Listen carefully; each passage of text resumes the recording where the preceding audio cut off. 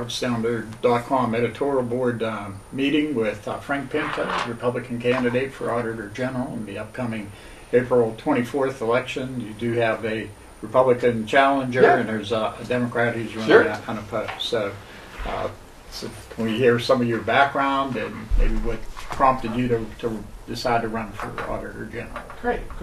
Do you want me to look at the camera, or how do you want? What do you guys want? I mean, when you have a face like this, you don't want to be on camera too often. Well, let me just try and talk to the room, because Amy, you're down there, and Bill, you're over there. My background is basically I was an academician. You know, I was born and raised in Philadelphia. I took my bachelor's degree from LaSalle College, my master's degree from Villanova. I took my doctoral studies at Bryn Mawr College, where I was the first male graduate student, scholar in residence at Bryn Mawr. And my vision was to teach on the college level for the rest of my life.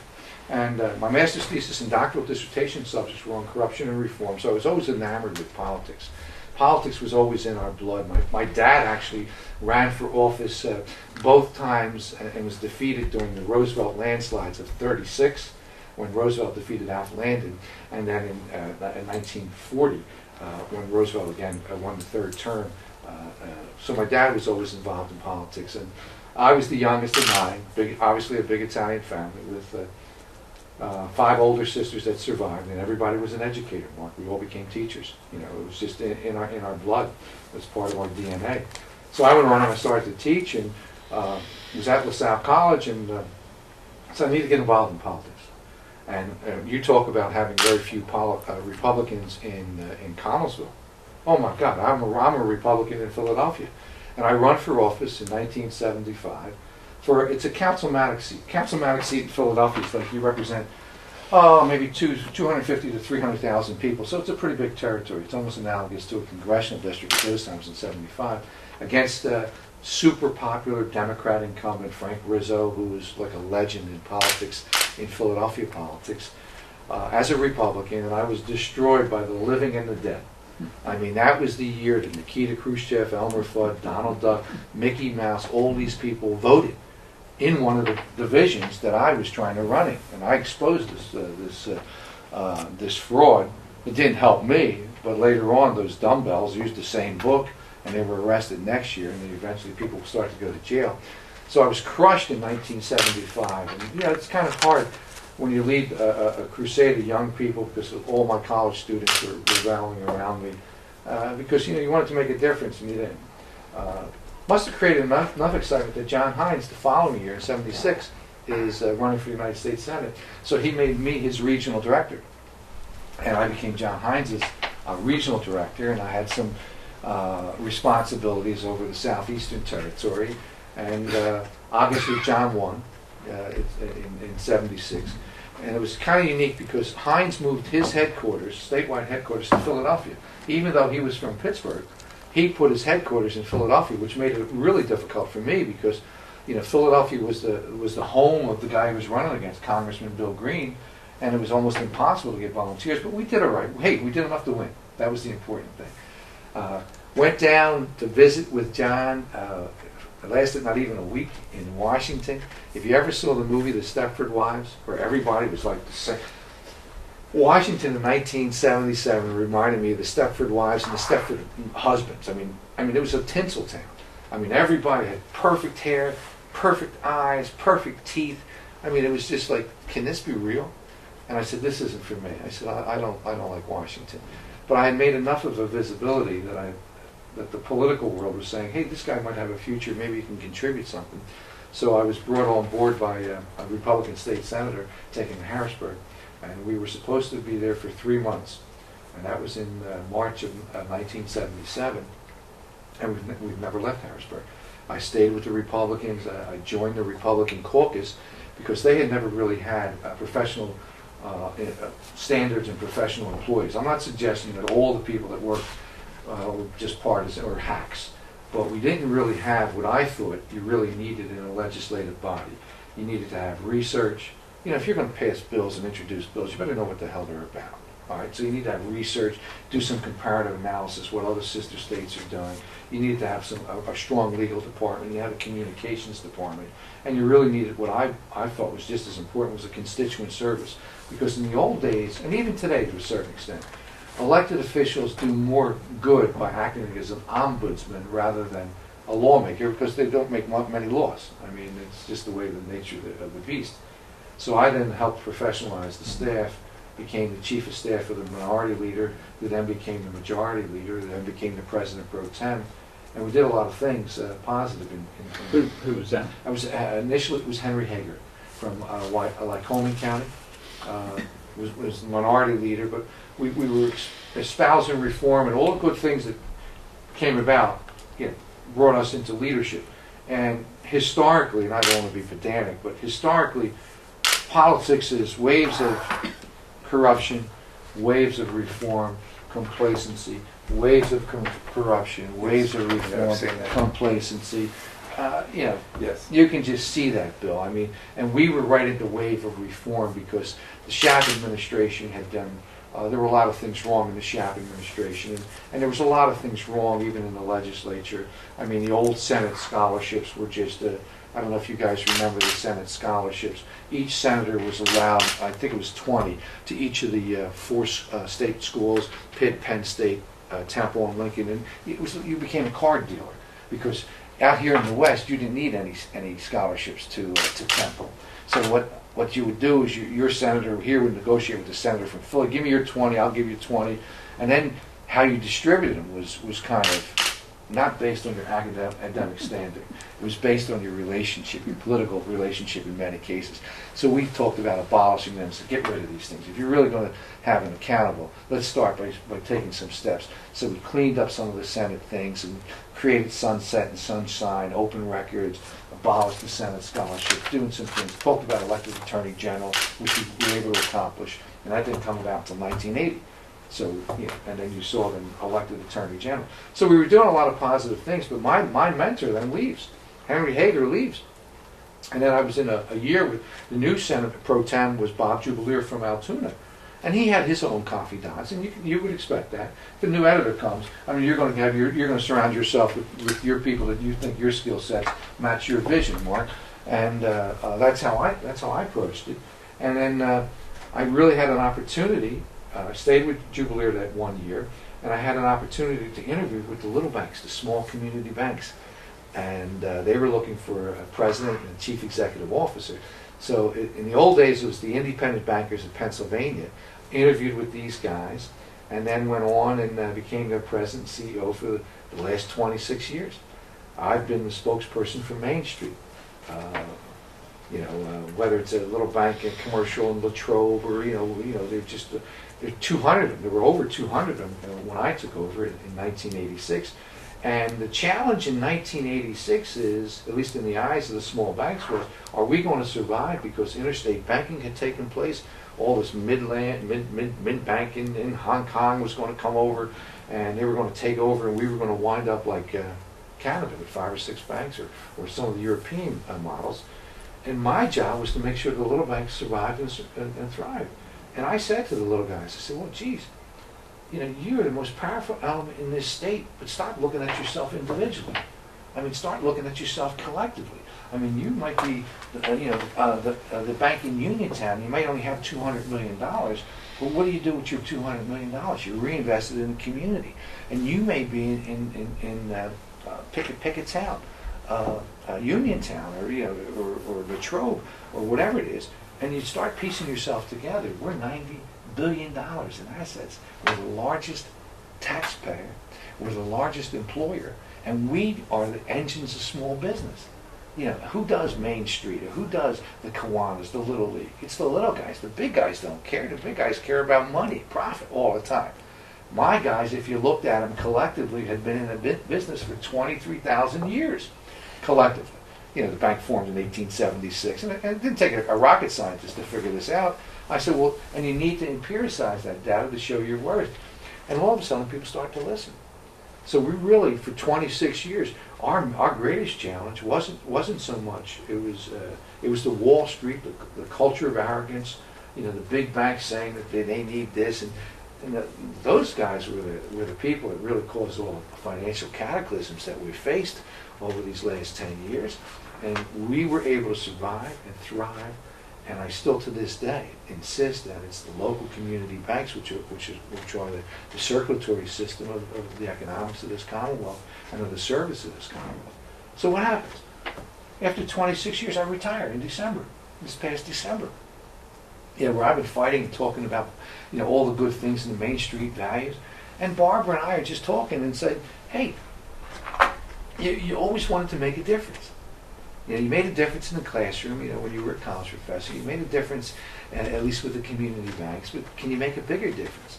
And I come from a family of service. When you're all educators, you want to do something and give something back. So Barbara and I, we talked and we said, well, geez, maybe I should run for office.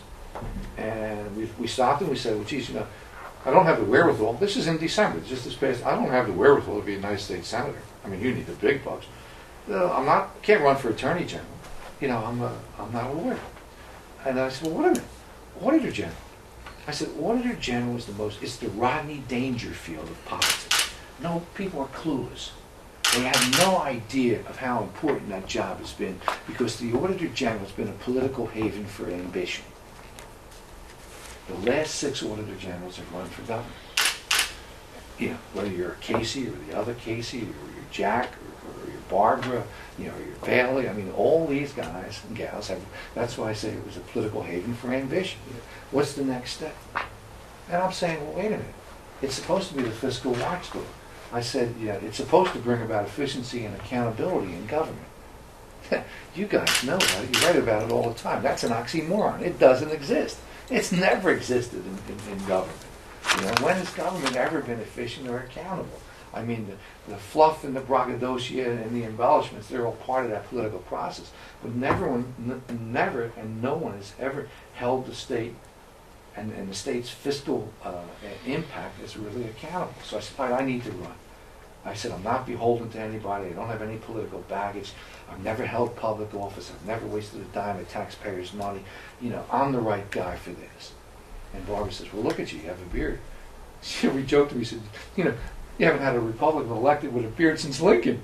I said, well, I can't shave. My God, you imagine? I said, my grandkids would be catatonic. Pop, what do you look like? Oh my God, grow it back. And I said, hey, I don't care. When I ran in '75, I shaved. Because that was the ambience. People wouldn't even talk to you. Oh my God, he's got a beard. So I said, we're going to run. So we decided this December 14th. I start calling up all my friends. When you're in politics, where I've been involved, where I was the chief of staff of the president of the Senate, and involved with all these guys, you make a lot of friends. So all my political friends I say, oh, that's great, Frank. That's great. You'd be a great Auditor General. You can, my God, you'd be an independent voice. You'd be really a fiscal watchdog. And they jokingly say, you're pretty frugal. They used a stronger term. So you'd watch over our money like it was your own. I said, yeah, you bet. And we start this thing, and we talk it over, and then we get into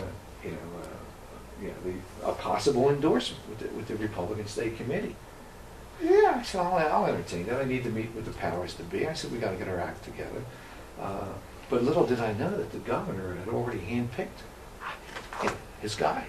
Handpicked him. And, when you're sitting as an incumbent government. Mayor. Yes, the state rep there who's been there forever, who tried to become the Auditor General in 2004, and they rejected him. Tried again in 2008, they rejected him. And then they, all of a sudden, then I guess after 8 years of trying, they give you the play. So I said I wasn't intimidated by that, because not only was mayor involved, but there was also the county treasurer from Chester County, a young lady, Ann Duke, who was also running. So I figured the three of us, I said, we have a good network. I said, I've got a tremendous base because I know where Uniontown is. I know where Connellsville. I didn't demonstrate that today, by the way. I mean, Amy, don't hold that against it. I mean, that was misinformation. Misinformation. Talk history. Misinformation, and I will empiricize and show you how I was led astray by documentation. And I know where all these places are, and on all the guys and gals that I've worked with are the movers and shakers in the community. So I said, it doesn't matter. So when the governor made the endorsement, I said, I think the governor made a mistake. I said, made a mistake in two ways. First of all, you know, if the position is supposed to be the independent fiscal watchdog, right? You don't handpick somebody. I mean, that just gives your opponents a tool. And it gives you a tool two ways, because then you can say, hey, he handpicked you. And if you're supposed to be the independent fiscal watchdog, you've also given them a campaign, because now they're going to call you a lapdog. What kind of, they're going to call you a lapdog. And I said, this guy, I don't care what he does, he can't win in November, because the Democrats, who win this seat anyway, there's only been one Republican elected Auditor General, Barbara Hafer, and Barbara worked out a deal in Allegheny County, did very well, and Allegheny County carried her forward, for her 2 elections. And the Republicans have never elected a state legislator, never. And that's real simple to look at, because they already have 1 million votes against them. And the voters in Philadelphia and some of the more controlled environments, they just ring up. They ring it up. Democrat, they ring them up. And when you're a state legislator, you've got a record. And when I worked for Ronald Reagan, I didn't say I worked for Reagan, I worked for Hines, I worked for all these guys. When I was working for Reagan in the Citizens for America, the real watchdog committee that he set up, he said to me, facts are a stubborn thing, Frank. You can't get around it. Sometimes they complicate the truth. And when you have a legislative record, you may be a kingpin in your district because of the demographics. Safe seats. There are safe Democratic seats and safe Republican seats.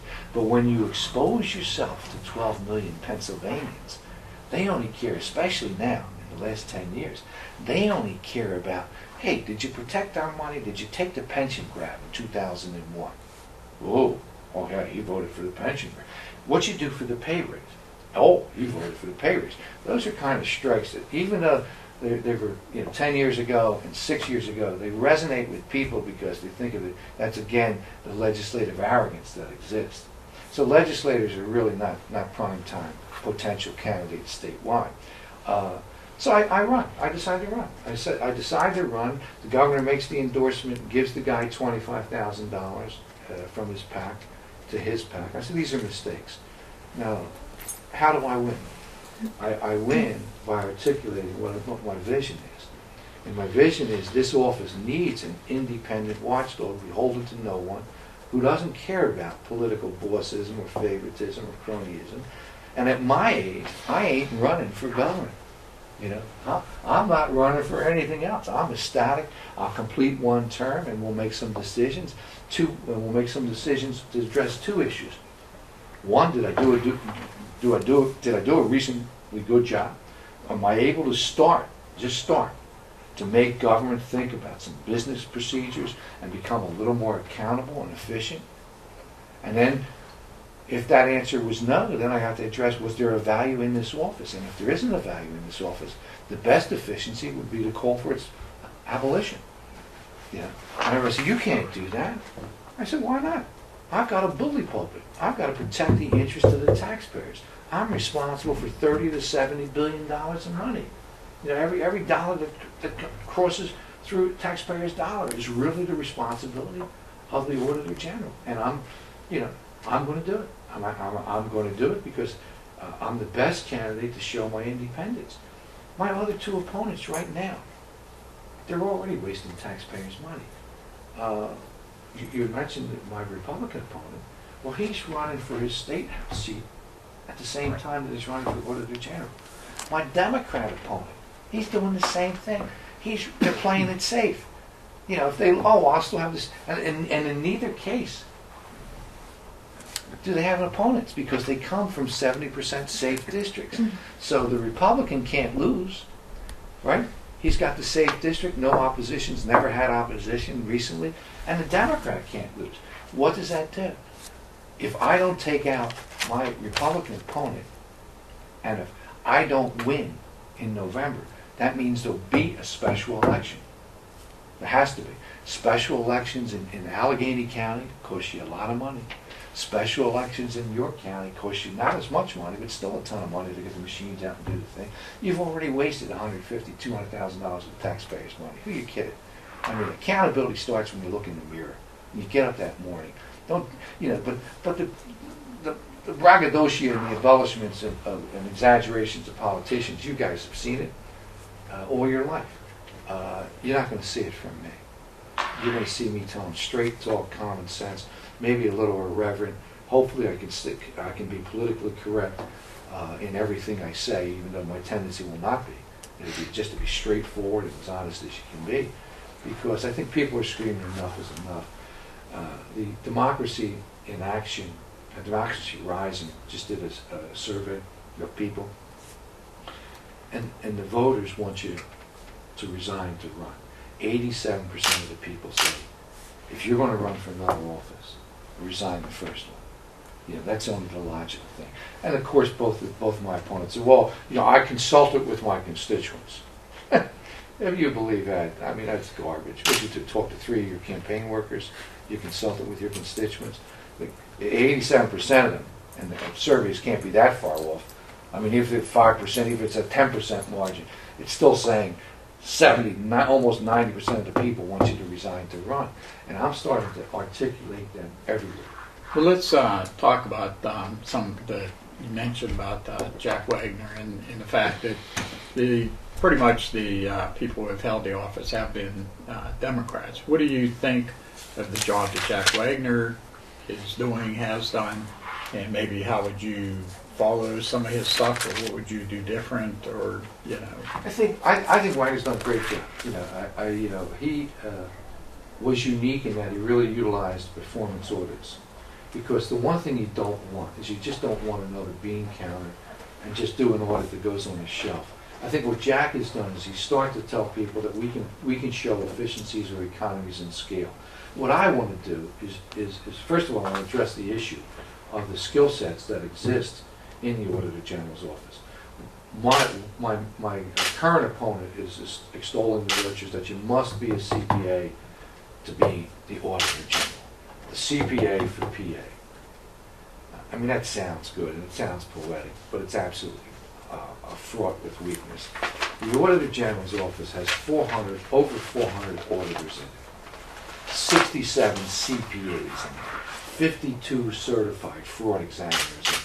You need a leader to lead that core of skill sets into the direction of saving taxpayers' money.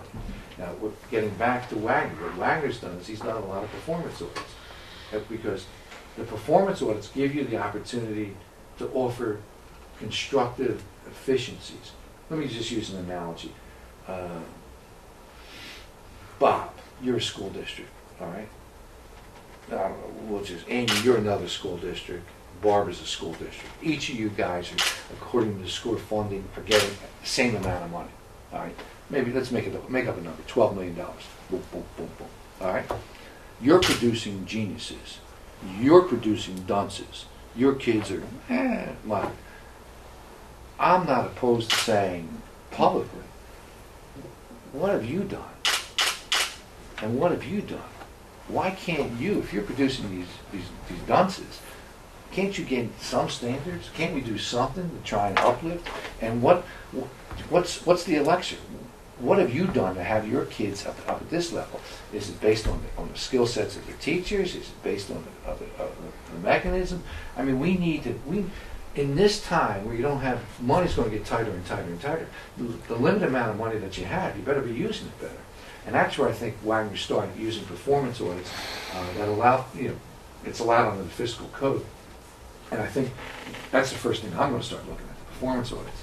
I'm going to do the transition. You got about 75 days from November 7th to when you're inaugurated. And I think what I hope to do is bring in some professional skill sets from either the American Institute of CPAs or whatever, and again the academic institutions. I mean, we're blessed with great colleges and universities that teach accounting and teach auditing every day. Well, why can't we get some of these guys and gals to come in and make a contribution to us?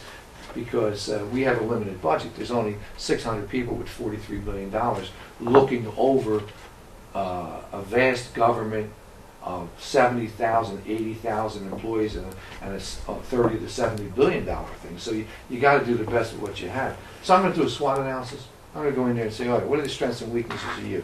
yeah, I know you went to IUP and you went to Slippery Rock and you've got this and that as your stuff, blah blah blah blah blah blah. But you're doing volunteer fire companies. Maybe you should be doing the liquor stores, or maybe you should be doing the state system of higher education. And are the people in the right spots and stuff like that? So we'll make some pretty objective evaluations during that transition. And then we'll go forward, Mark. I mean, some people say, well, where's all the money? Well, the money is in welfare, education, transportation. You can outline. You don't have to be a rocket scientist to figure out where the budget money comes from. And where can we help? If we're really geared to eliminate waste, fraud, mismanagement, inefficiencies, we can address maybe the inefficiencies through the performance evaluations. The waste, fraud, and mismanagement, what I need people to help. I mean, I'm finding right now where I'm becoming the depository of the disenchanted. I've received maybe 4 or 5 very comprehensive papers that are saying, hey, somebody's got to look in the Department of Revenue and look at the fact that they're already sitting there aimlessly $760 million in uncollected monies. That's a lot of money. I'm going to ask, like Columbo asked, why? What are you doing there? And somebody else is sending me these very comprehensive, detailed analyses of some of the states, one state school system in particular, that he thinks was misusing their relationship with state government, asking for more money for the building of a building when they knew the building wasn't going to cost that kind of money, so they can earmark the money in other areas. We said, that's wrong. I don't know. I mean, we've got a hotline. You know how hotlines are. They can be filled with constructive things, or they can be full of nuts. Somehow you got to distinguish between what's constructive and who's loony. But now you talk about possibly abolishing the office, but obviously, I mean, or do you feel that these audits that they're necessary, or how? Well, I would think they are necessary. If you were going to be abolishing the office, then who would be doing the? Well, you got to remember, each of these agencies already do their own internal audits. Mm-hmm. If there's honesty and integrity all along, and maybe that's again an oxymoron, you don't have to. I'm just keeping all the doors open. That's what I'm saying, Mark. I'm going to keep all the doors open. Obviously, I mean, the abolition of an office would really be a dramatic step, and it would be a final step. But I just figure I want to elevate the discussion and the magnitude of the office so people can understand how important it is. Right now, as I said earlier, it's the Rodney Dangerfield. I mean, you guys are the attentive audience, and you help mold information. A lot of people don't care. They're clueless. And if we were at a county dinner last night in Jefferson County, and I asked, there were 200 people, I said, who knows what the Auditor General does? 7 people raised their hands. You know what? There were auditors in their local municipalities and their townships. Hey, what did I do? Oh, I don't know what it does. Barbara and I, when we had our discussion, this is not an indictment that you don't know, but the majority of the people don't know. And what I'm saying, if you're the fiscal watchdog, you need to elevate the discussion so you can get a meaningful reform going on. And the abolition is the last course, Mark, our last course. But I'm going to use the bully pulpit, and some people say, well, you'll be a camera chaser or a media hound. Yeah, if it's going to save taxpayers' money, you bet, you bet. And do I have any problems with that? None whatsoever. I mean, if you're really supposed to be saving taxpayers' money, making government more efficient, more accountable, you got to do things differently. Because remember, I don't have the ambition. I'm not running for something else. I'm not looking toward the future. The future to me is right now, the taxpayers' money at this moment. So, so how do you look at this? Of course, overall, Democrats have a huge, big edge across the state. So, if you are fortunate enough to win the primary, how do you figure you'll be able to win in the general election? It's not going to be easy.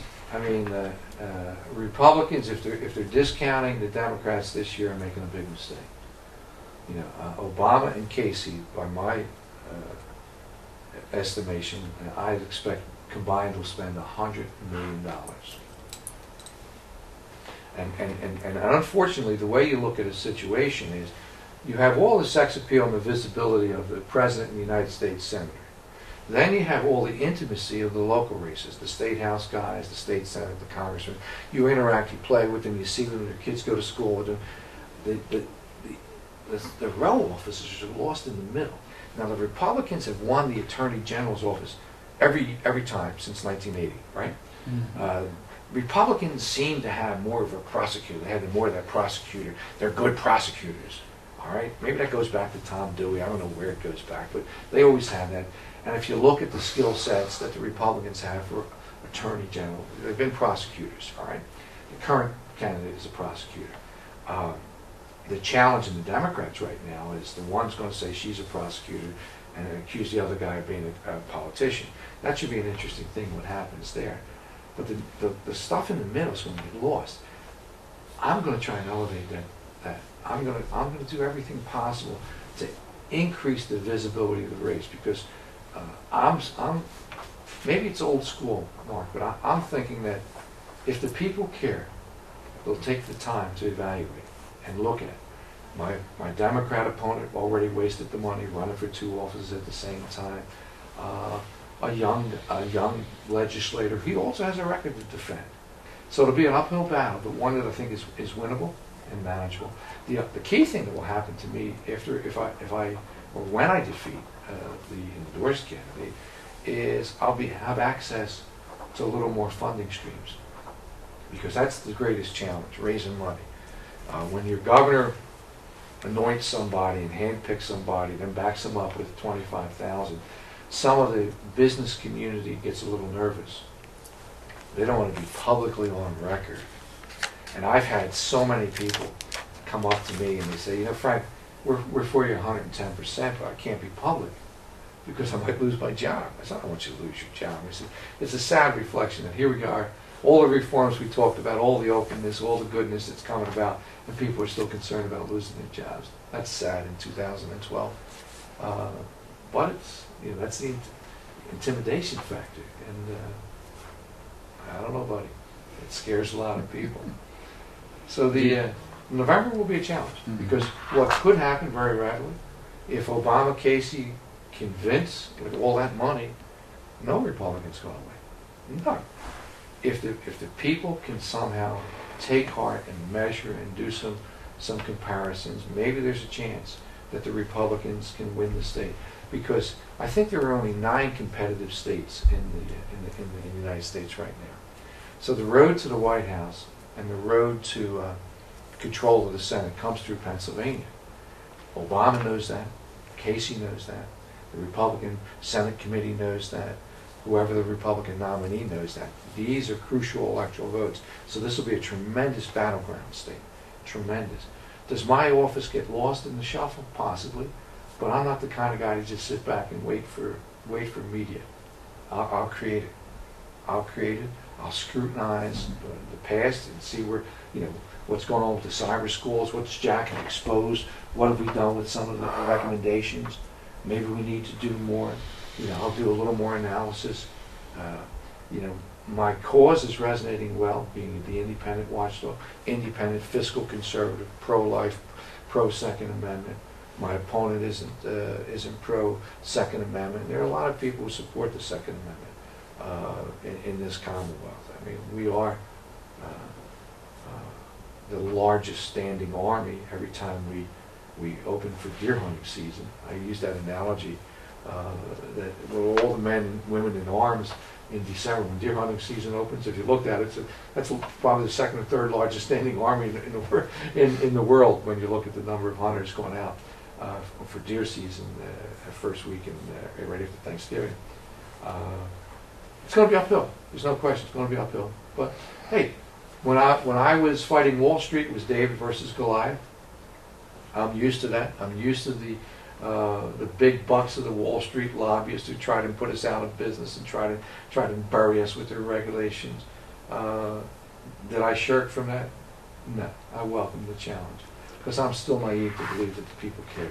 Well, the primary does figure to be pretty lively between, particularly with Santorum and Governor Romney. So do you think that there's maybe a higher turnout? Does that benefit you? Does that, and Yeah. or have you endorsed either one of them? And do you figure that? I've been have an impact, I've been or- supporting Rick ever since he was my shortstop in the Senate days. We used to play softball in the old state Senate days, and Santorum was my shortstop. I was the pitcher. And with the standard joke, if you know baseball, only if you know baseball. Amy and I don't know. I know Barbara gets confused at this every once in a while because she hates. Well, she likes baseball a little better, but Santorum is the shortstop on my team. He couldn't go to his left to save his life. Anything up the middle, between my legs, he just didn't get it. Anything in the hole, between short and third, he was a gun. He'd go in the hole backhanded and had a rifle. We used to joke and say, Rick, you're taking this conservative stuff a little too far. I said, you got to go throw your body, knock down the damn ball, help me, And he'd say, oh, Frank and everything. So I just can't go left. Yeah, he can't go left. He could not go left. And it was like, that was in his DNA. And we joked. When he announced in Somerset, I was there. All right. When he was in Gettysburg, I was there. He knows whenever the local media in Harrisburg area needs some commentary, I was there. Loyalty is important. I've always admired his principle. I always admired his passion. Do I wish he could calm down some of his rhetoric because he gets so emotional, and so passionate? Yeah. Can he win? They said Obama couldn't win. That was my comment way back at the time. Who would have expected this guy to be where he is right now after November 2006? Everybody wrote him off. Everybody wrote him off. And his philosophy to me was, Frank, I gotta just hang in there and keep standing. Hang in there and keep standing. When he went out and did Iowa under Chuck's truck and stuff like that, there are Frank Pintos all over the state, all over the nation. By that I mean the local community bank organization exists in Iowa. It exists in South Carolina. I have friends, I've communicated with them. They've helped give Rick some forms because Rick one-on-one in the small, and he's good. I mean, he gave the best speech in Gettysburg the night, was it last Tuesday? And it was just a passion.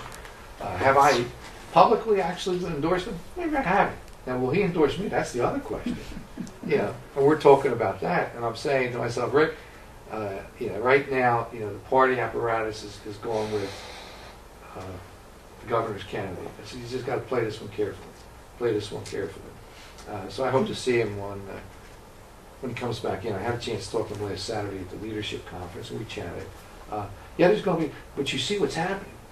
But you're just for the record, you're not endorsing him. Oh, sure I am. But I haven't come out and made like a press conference. Oh, no question. Oh yeah, I'm with him 110%. But I haven't done any media thing and say, hey, I'm for. Maybe I should, but I'm not sure the press would come. They have a press conference and nobody comes.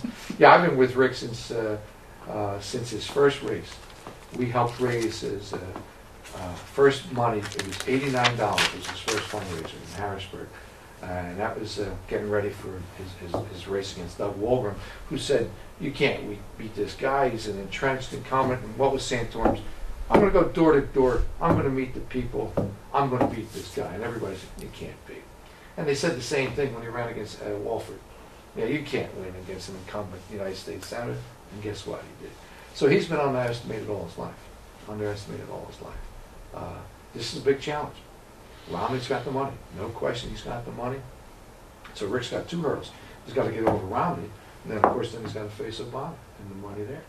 And it's going to be the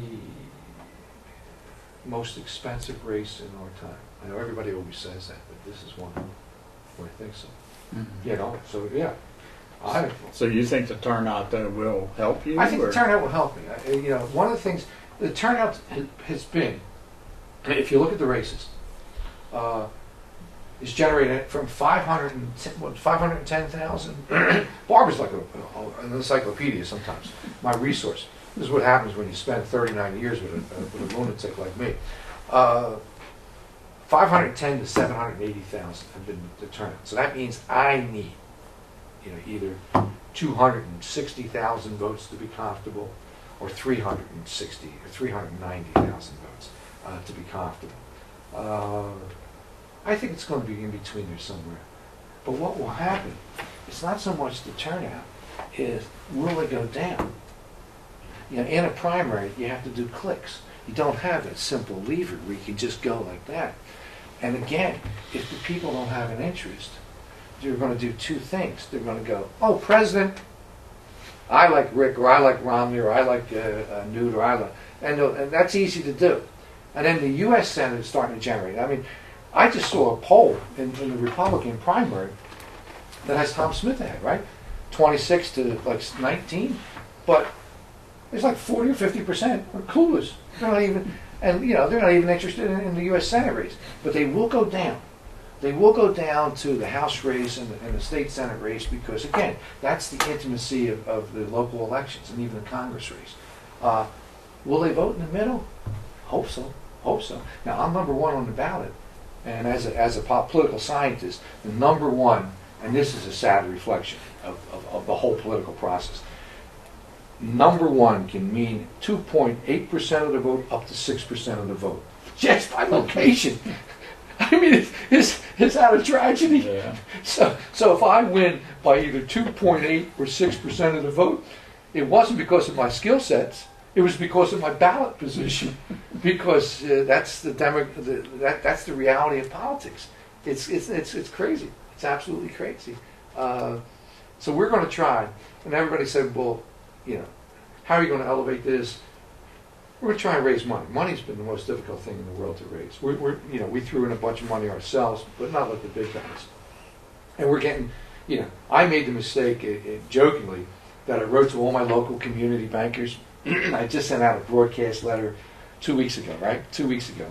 And it said, hey, you know, if you haven't heard by now, you know, I want to make sure you remind you, I'm running for Auditor General, Republican nomination. I need your help, but I want you to put your 2 cents into my campaign.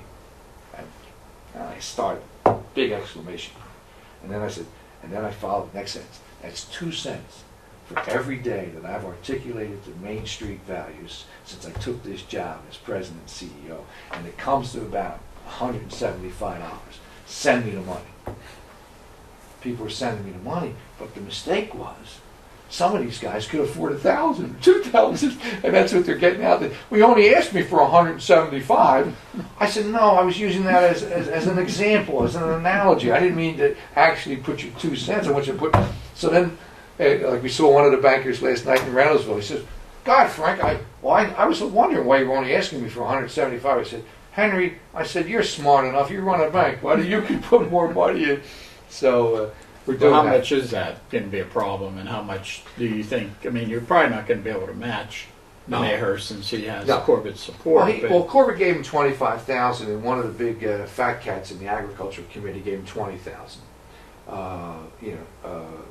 Because he's on the ag committee, he's the chairman of the ag committee. And then he threw in $20,000 of his own, so he's not raising, you know.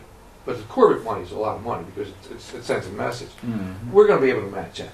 We're going to be able to match that. I mean, we've decided that we need to reach out. If we can get 100, 150,000, we might be able to do, you know, a limited media buy, a limited radio buy, no television. I mean, unquestionably. Well, my advisor said, you don't want television when you look like this anyway. I said, there is really some, you know, some of the people are still opposed to beards. Yeah, it's and even mustaches. I'm telling you, you might have a challenge. You guys, you're right, Abe. You're in good shape, Abe. Thank God. But yeah, I mean, you know it. You see, John. You see it, John. You see it It's a law of sometimes. natural attraction. I mean, That's why we're together. I remember when I ran the first time, and my mother looked at me and said, oh my God. And then so they all advised me, and I shaved. I didn't tell my mother. I went to buy cigarettes. In those days I was smoking. I came back to the house. I knocked on the door. My mother didn't even recognize me. She said, well, what happened to you? Who are you? I said, this is your son, Frank. You know, I'm the youngest of the 9. Oh my God. You know, because there is a dramatic change. Even if you shave your mustache, you look funny for a little while. But I'm getting off on a tangent. I apologize because Bill and I were talking. You know, as a college professor, you talk for 55 minutes. And I know you don't want to hear me talk for 55 minutes. So let me allow you to. Well, we're pretty much running out of time here. I just wanted to give you a couple more minutes there if there's something else that you wanted that you haven't had a chance to bring up or that you wanted to talk about, or I would just think that if people, and if you guys, even in your evaluatory process, do the comparisons. You don't need to be a CPA to be the leader or auditor general. It's not constitutionally required. You start with the law. It's nice. It sounds fluff and it sounds great. Oh, you got to be an auditor. You need to be able to get in there. I was on PCN the other night for an hour, all right? And I got a call, and the guy said, "Well, I'm a CPA, and I'm upset that you don't think you have to be a CPA." And I said, "Well, I apologize that I upset you, but you have to face the reality of the situation. Number one, it's not constitutionally mandated. Number two, let me remind you the people that are underneath you. And number three," I said, "the most important ingredient in state government is leadership. It's really leadership without the political baggage, without being beholden, without the relationships. It's independent leadership to protect your money."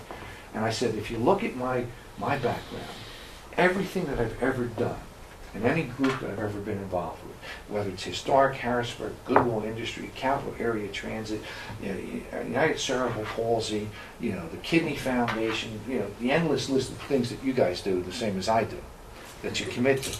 I'm the chairman of the board, or I'm the president. Now, Barbara every once in a while will flap me on the head to bring me down because she doesn't want the head too big, and she says, "Well, there were limited skill sets in some of those groups." And that may have been true, but leadership will rise to the top. All right? And once you rise to the top, the core of people that are around you are just as good if you're a real leader. So I don't need the certification. I'm not going to flaunt the fact that I was a doctoral student at Bryn Mawr College and that made me prepared for X, Y, or Z.